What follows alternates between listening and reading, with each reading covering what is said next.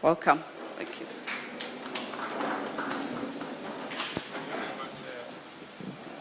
Thank you. Thank you very much, Minister. Please, let's take our seat.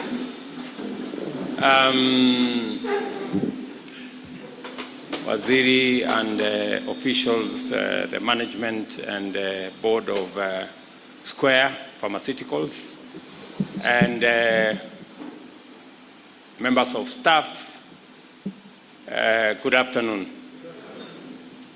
There is a bigger team of pharmaceutical companies in the KICC, and I thought it was necessary for me to come to Athi River into this facility because to contextualize between what pharmaceutical companies are doing and what we are getting as a country. I congratulate Square Pharmaceuticals Limited for what they are doing in Kenya. The products they are producing in Kenya and selling to the Kenyan market, the products they are producing from here and selling elsewhere, the jobs they are creating for us in Kenya, the manufacturing opportunity that they have made possible in Kenya, and the collaboration between private sector players in Bangladesh and private sector players in Kenya.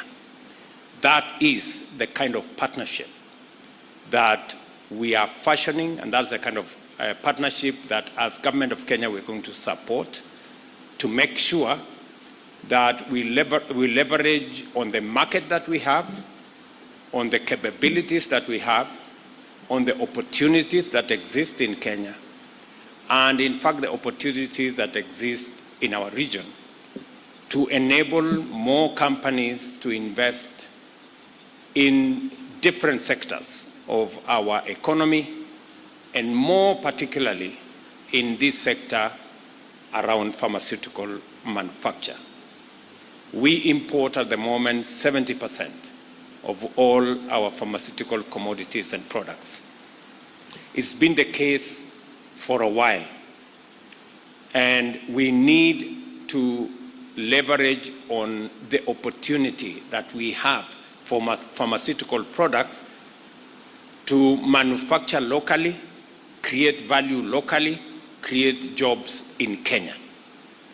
And my instructions to the ministry and the sector is that in the next 2 years, we should move our production of local pharmaceutical products from 30% to 50%, and in the next 5 years, we should be able to be self-reliant on pharmaceutical products. The space of pharmaceutical is guaranteed. We will always import pharmaceutical products. We've done so for long. You don't need a business case to invest in the pharmaceutical space in Kenya. That case has already been made over the years. And therefore, the connection between private sector in Kenya and private sector elsewhere is what we want to facilitate as government of Kenya, and we are working on many interventions, including making sure that our own procuring entities prioritize Kenyan manufactured pharmaceutical products. I am acutely aware, and I've had a conversation with the management of KEMSA, that they cannot continue to import products that are being manufactured locally. It is sabotage to our local manufacturing industry. And it actually is sabotage to our own development and to creating jobs for the many young people out there who are looking for opportunity to work. And I am very happy that as government we are moving the needle, and now a company like Square here, they are now confessing for the first time that this year they got an opportunity to supply to KEMSA.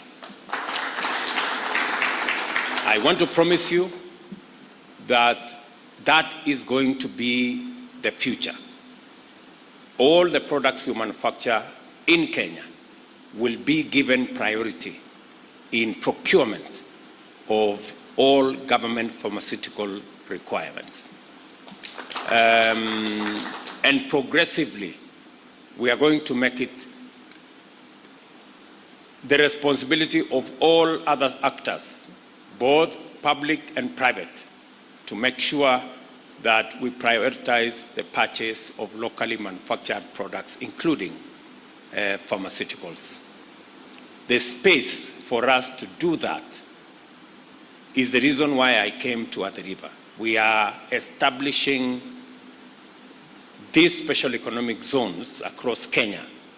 We're going to have another 5 special economic zones in Sagana, in Thika, in Nakuru, in Eldoret, in Busia, as a first phase.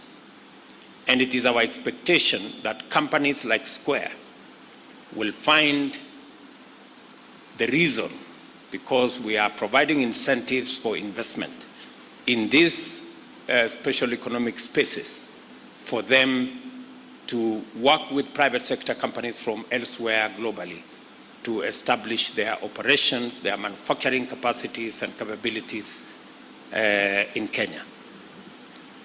This facility here at Athi River, I already gave very clear instructions to the management here of EPZ that all speculators, people who have held titles to pieces of land here for 10, 15, 20, 30 years without developing them, should be revoked so that we can give it to people who want to use this facility.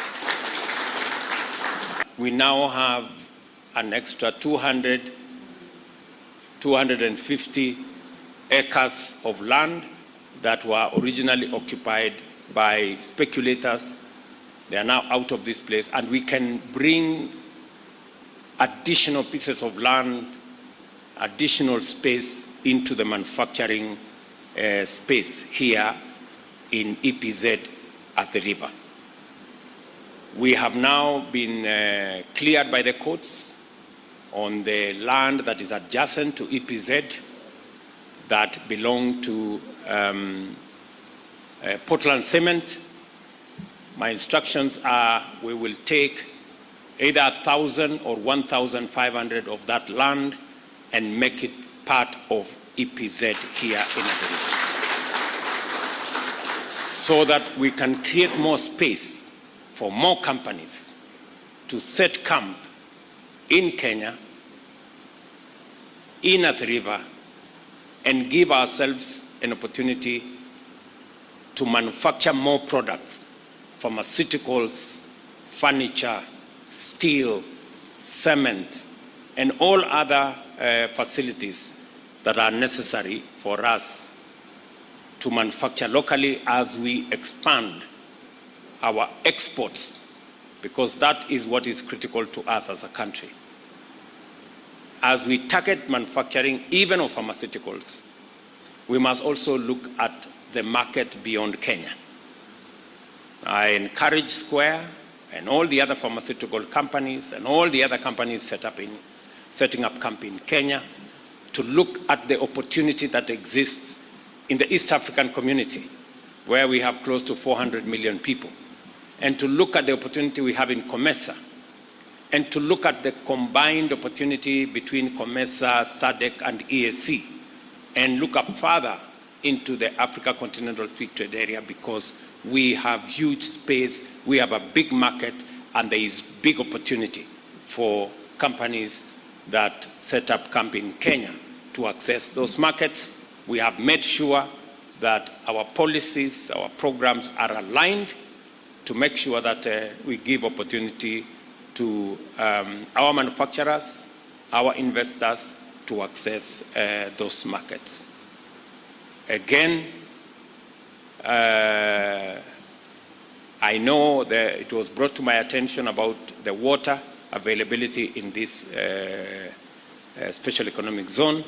We are working round the clock to make sure that we deliver adequate, high-quality water to facilitate the manufacturing that is going on in this space.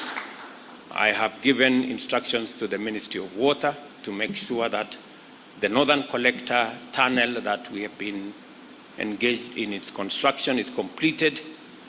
I know we are at the tail end, and we are already working on a dedicated pipeline to the river to make sure that the companies who are here have access to water and other facilities to support manufacturing in this space.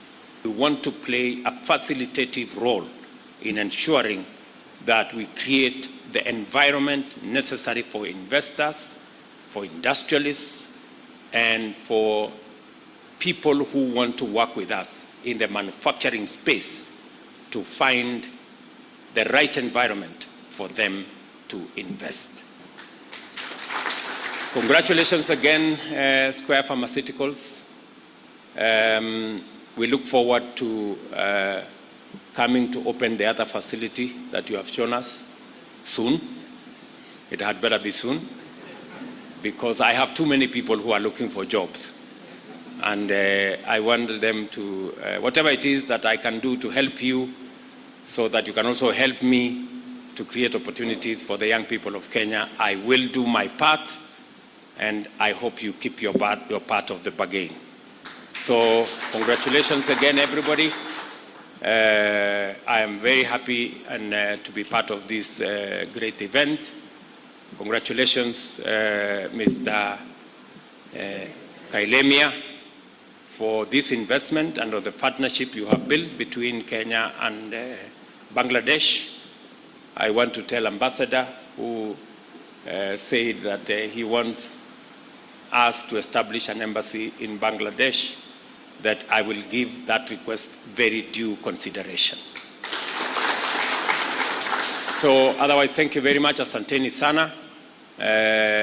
Vile nimesema, tunataka kuongeza, kwanza kufukuza wale watu wakora walikuwa hapa wamechukua ardhi na hawataki kufanya chochote, wanangojea kuuzia watu wengine, wanangojea kufanya speculation. Sasa tumewaambia wafunge virago waende, na ile ardhi imepatikana ya kutoka Portland Cement. Kama serikali tutanunua kiasi ya hiyo ardhi, tuongezee katika facility hii ya Athi River ya Special Economic Zone ama Export Promotion Space, ili tuweze kuajiri vijana zaidi, kufacilitate kampuni zaidi nyingi ziweze kuwa hapa, na tuendelee na program ya manufacturing industrialization katika taifa letu la Kenya. Asanteni sana na watakia heri kwa wafanyikazi wa kampuni hii. Pongezi kwa kazi nzuri mnafanya hapa, na products ambazo mna manufacture hapa inasaidia sehemu yetu ya afya.